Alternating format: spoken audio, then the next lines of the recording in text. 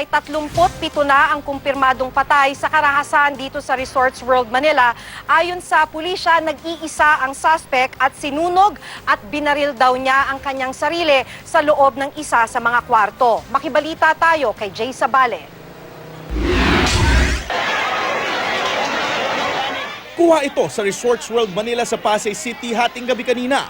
Makikita sa video na nagpulasan palabas ang mga panauhin at empleyado ng establishmento. Oh my God, you guys! I can hear gunshots! Sa isa pang video, maririnig ang ilang putok ng baril na pinaniniwala ang nagmula sa loob ng Resorts World. May usok din na maaaninag sa tuktok. Maya-maya pa, pinasok na ng mga pulis ang loob ng establishmento. Ayon sa ilang empleyado ng Resorts World, isang armadong lalaki ang nagpaputok ng baril sa casino area sa second floor. Sa second floor po kasi may nakapasok na isang armadong lalaki na nakabonet ng itim. Tapos bigla na lang siya nagpaputok kaya takbuhan lahat ng players. Eh kami naman, ano lang kami, hindi muna kami nagpanik agad.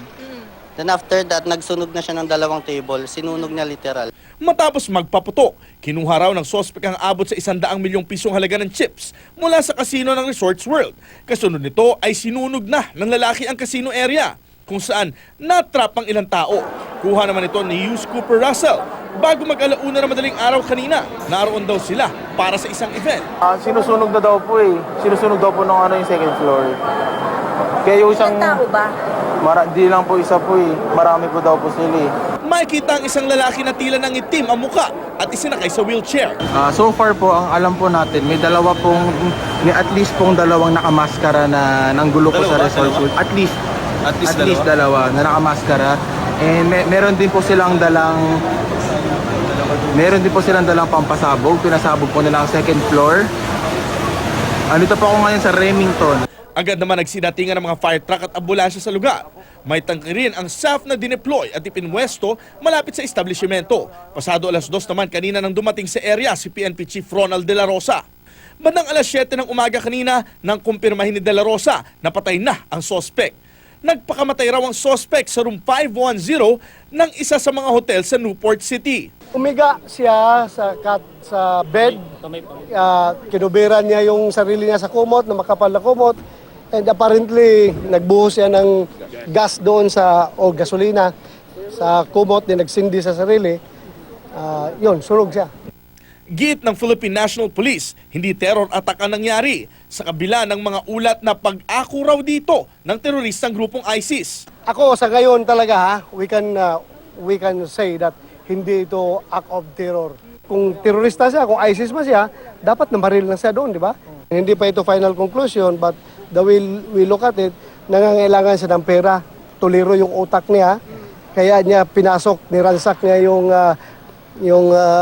yung bodega, yung storage room ng mga chips, wherein nakakuha siya ng worth 113 million na chips na nilagay sa sa backpack, wherein nung nag-CR siya, naiwan niya sa loob. Sa pinakahuling tala ng mga otoridad, 37 kabilang ang gunman ang kumpirmadong patay sa insidente. Doon sa gaming area, doon sa casino, doon sa gaming area sila lahat nakuha. Doon sa gaming area, none on the rooms. Wala doon sa mga rooms kasi nakalabas lahat ng mga occupants ng mga rooms. Umabot naman sa 54 ang nasugatan na isinugot sa iba't ibang ospital. Sa kasalukuyan, patuloy pa rin ang investigasyon ng mga otoridad sa pagkakakilanlan ng gunman. And he talks in English and he's big and he's white. So ang assumption ng mga tao doon, he speaks in English, so probably he's a foreigner. Full pack siya eh. No? He was bringing with him an Armalite rifle. Why would he not shoot everybody there and then detonate himself? No? Wala man siyang wala siyang So tama yung sabi ni Secretary na he's mentally disturbed. Inaalam din ng pulisya kung may pagkukulang ba sa seguridad ang pamunuan ng Resorts World. During that time, wala tayong nakitang firearms na hawak nung internal security doon. Nanindigan naman ang pamunuan ng Resorts World na wala silang pagkukulang sa insidente. We had a armed intruder who entered into the property. He fired his firearm. He was in combat attire. Security inside the premises do not carry firearms, only on the outside of the premises. Nangako rin sila ng tulong sa mga biktima. We'll be extending all the assistance we possibly can to the victims and their families. Jay Sabale, GMA News.